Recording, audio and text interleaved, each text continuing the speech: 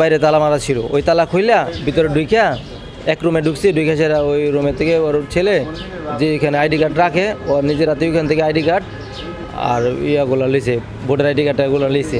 আর ওই ওইখানে খুলতে গিয়ে দেখা যায় ওইখানে আপনার একটা চাক্কু রাখা আর নিচে দিয়ে আপনার জায়গা খালি, যেখানে টাকা রাখা ওইখানে 40,000 টাকা ছিল, এটা নাকি ভাবির টাকা ছিল। ওই টাকা ওইখান থেকে মিসিং। আমরা ভাবলাম, আবার দারুণকে নিচ থেকে জিজ্ঞেস করছি যে ভাইয়া কি রাত্রে কি আসছিলো? হ্যাঁ আসছিল, 12টার দিকে আসছে। উনি আয়সা বলছে যে গাজীপুর নাকি ওনার মাল আটকাইছে, ওইখানে এই সন্ত্রাসীরা গাড়ি আটকাইছে, ওইখানে গেছেরা গাড়ি গেছেরা আনবো, গাড়ি ওইখান থেকে গেছেরা ওই সমাধান করবো। দারুণ জিজ্ঞেস করছে আপনি যে ওইখানে যাইবেন, গাজীপুরের মানুষ তো খারাপ, আপনি কি ওইখানে লোক আছে? ভাই বলছে যে হ্যাঁ আছে। বাচ্চা যদি থাকা তাহলে আপনি যান, ঠিক আছে। এরপরে কি অবস্থায় পাইলেন আপনারা ওইটা বলেন।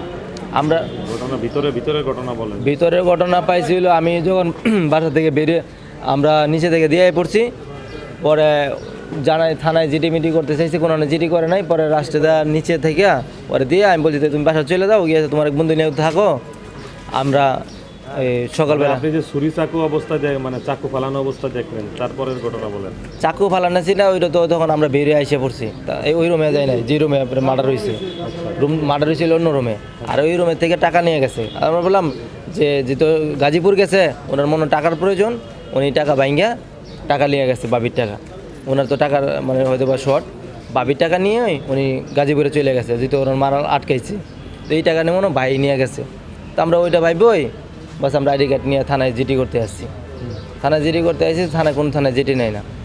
কোন থানায় গেছিলেন? লালবাগ থানায় আসছি, চকবাজার থানায় গেছি।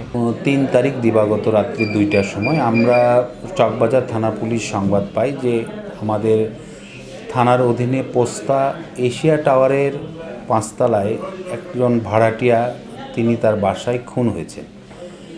এই সংবাদের ভিত্তিতে আমরা ঘটনাস্থলে যাই এবং দেখি যে ভাড়াটিয়া নজরুল ইসলাম সাহেব হাত পা বাঁধা অবস্থায় এবং মুখে জখম, এবং তাকে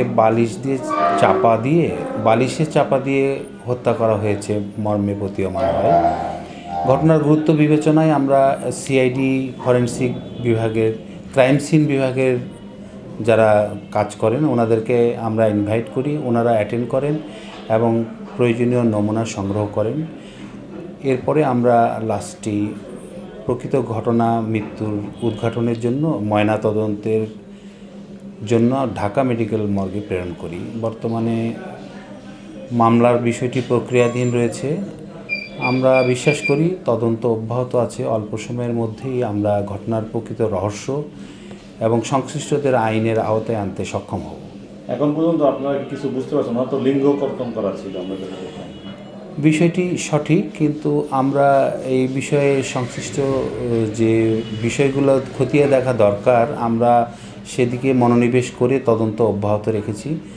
আমরা বিশ্বাস করি অল্প সময়ে এটা উদ্ঘাটন হবে।